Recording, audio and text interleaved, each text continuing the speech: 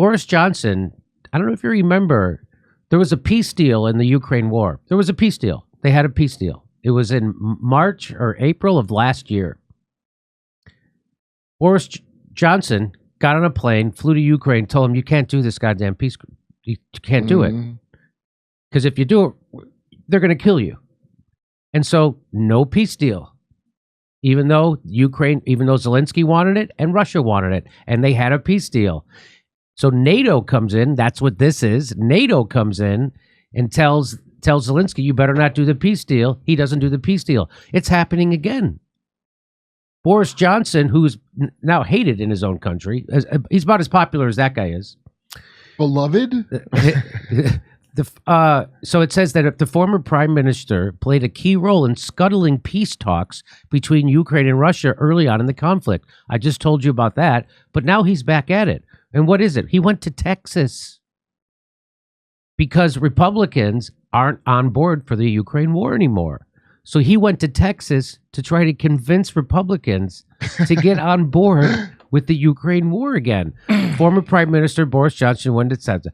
The Center for European Policy Analysis, CEPA, a pro-Ukrainian think tank based in Washington, decided to enlist Johnson to push Republicans to support Ukraine as more and more GOP members have questioned the policy of flooding weapons into the country with no clear goal. Two things. President Trump is for peace in Ukraine. And there's another, who's his Republican challenger? Also, it's DeSantis? Also for peace in Ukraine. Is the world going topsy-turvy? So they're like, ho, ho, ho, whoa, whoa. Let's send Boris Johnson to Texas to talk to a bunch of Republicans to get him back on. Now let's send him to the Center for European Policy Analysis. Who do you think funds that? The State Department. That's exactly right. The arms industry. The arms industry and our government funds that think tank. That pro-war think tank. Your state, your tax dollars. So he went to. Isn't that something? Isn't that something? You think that's just a think tank that a lot of smarty pants people get together who just want to think around each other? We just want to have a think. We just want to have a think together, and that's not what it is. This is a bullshit organization set up by weapons manufacturers and the United States government to push war. It's more tank than think. And then sending a beloved leader like Boris Johnson to tell you. I just urge you all to stick with it, he told them. Oh, thanks, Chris Farley.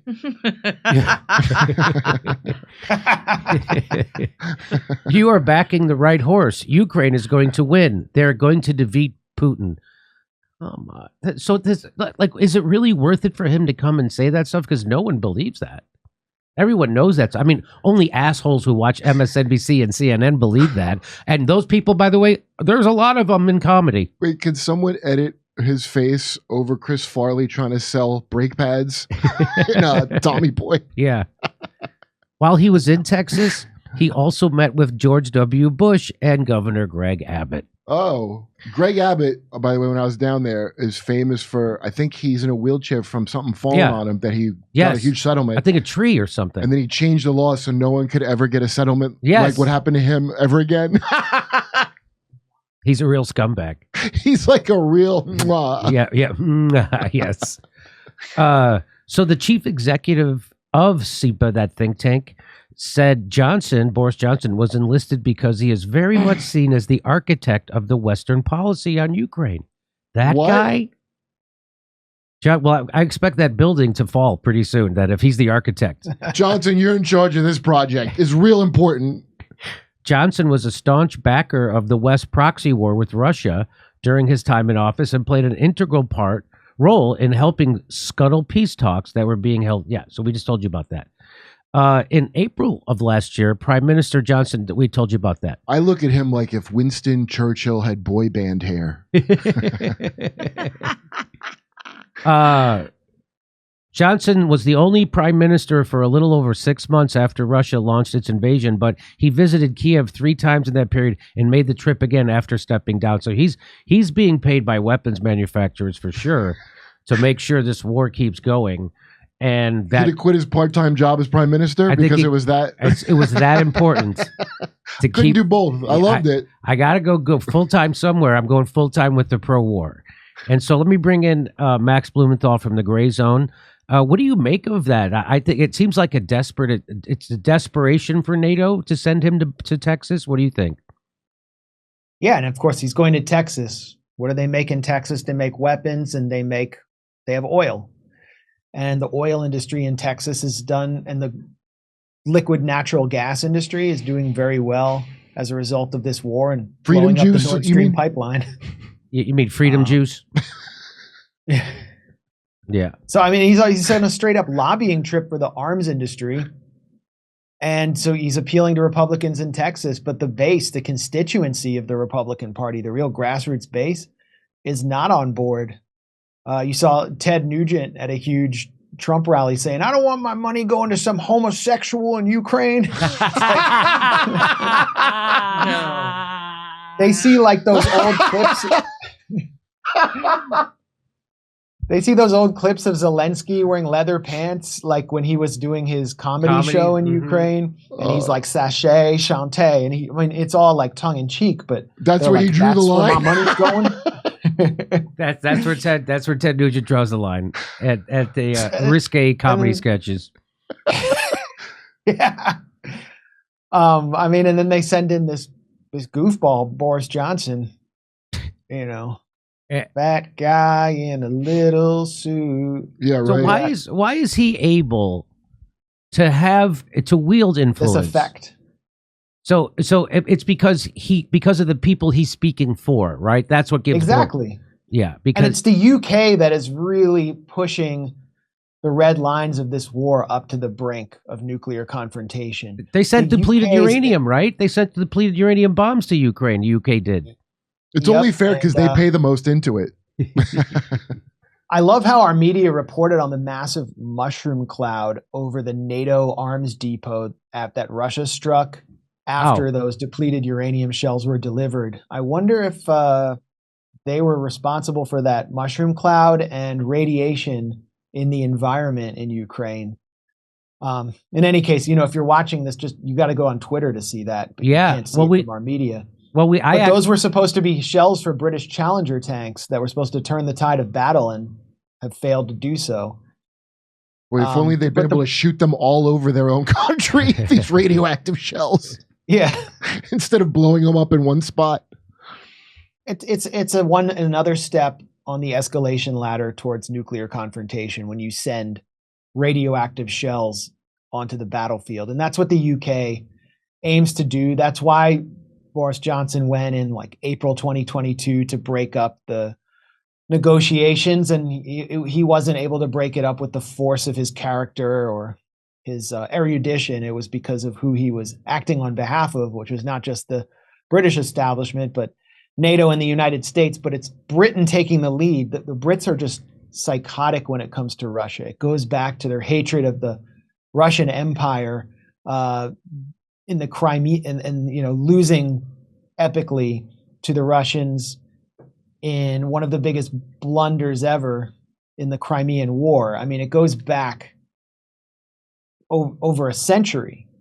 They are determined to crush Russia, and their concept of victory is not just retaking Crimea, it's toppling the Kremlin, installing some puppet government, and breaking Russia up into 5 balkanized pieces. They are absolutely insane. And the Republican base, the kind of Trump populace, they want nothing of that.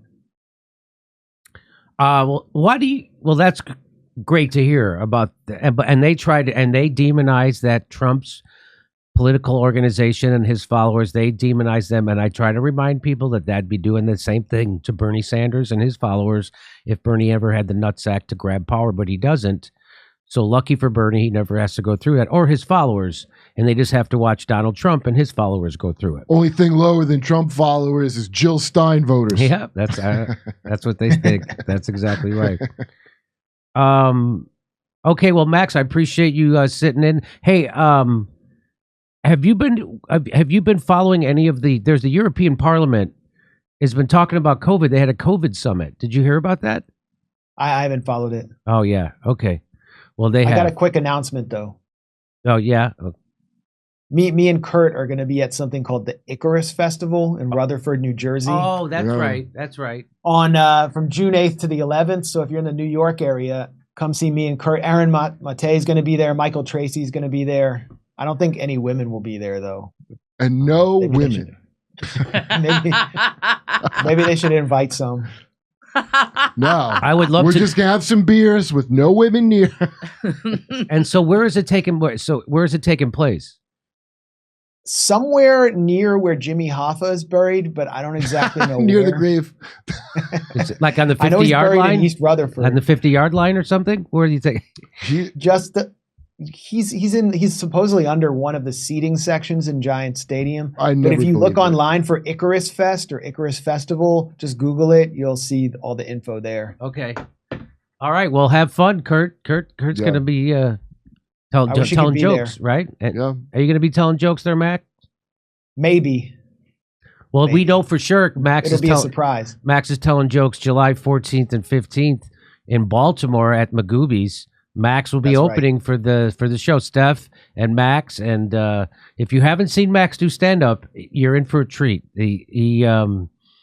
He really brings it. It's really something. It's not supposed to happen like that. He's supposed to be learning how to do comedy and getting kicked in the teeth every time he goes up, but somehow he manages to crush it. Let's see how he does at Magoobies. Let's see how he does at Magoobies. That's how I judge it on.